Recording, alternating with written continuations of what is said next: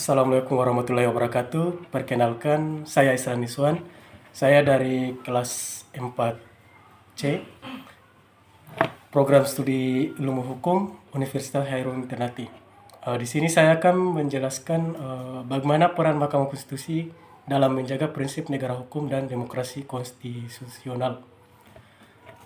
Menurut pandangan saya, Mahkamah Konstitusi berfungsi seperti rem darurat. Kenapa saya mengatakan sebagai rem darurat? Karena dalam perjalanan demokrasi Indonesia, ketika kekuasaan legislatif atau eksekutif berpotensi melanggar batas-batas konstitusional, maka mahkamah hadir sebagai mekanisme penghentian yang dapat mencegah kerusakan lebih lanjut pada sistem demokrasi. Ini bukan berarti mahkamah anti demokrasi, tetapi justru sebaliknya. Mahkamah memastikan demokrasi tidak merusak dirinya sendiri.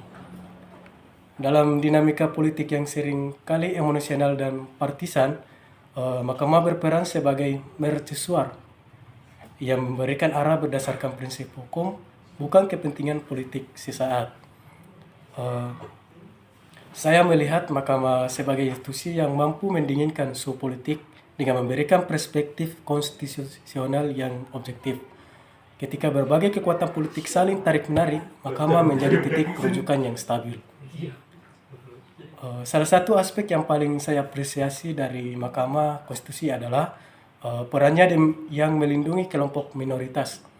Dalam sistem demokrasi, ada bahaya tersembunyi berupa tirani mayoritas, di mana suara terbanyak bisa menindas yang lebih sedikit. Mahkamah berperan sebagai pelindung bagi mereka yang tidak memiliki kekuatan politik yang cukup untuk membela diri di arena legislatif. Saya memandang juga hakim konstitusi seperti dokter yang mendiagnosis penyakit dalam sistem ketatanegaraan.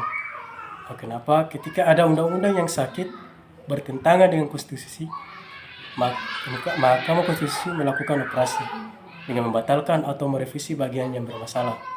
Proses ini memerlukan keahlian, kehati-hatian, dan tanggung jawab moral yang tinggi.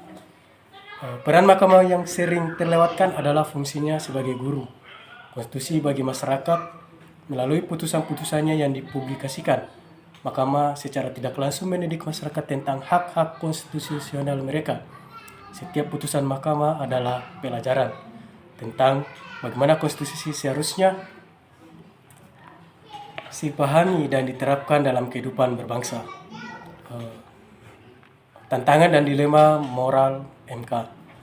Saya menyadari bahwa mahkamah menghadapi dilema yang tidak mudah. Di satu sisi, mahkamah harus menghormati kehendak rakyat yang diwakili DPR sebagai pembuat undang-undang. Di sisi lain, MK harus menjaga supremasi konstitusi. Ini seperti berjalan di atas tali-tali, memerlukan keseimbangan yang halus antara menghormati demokrasi dan menegakkan konstitusi.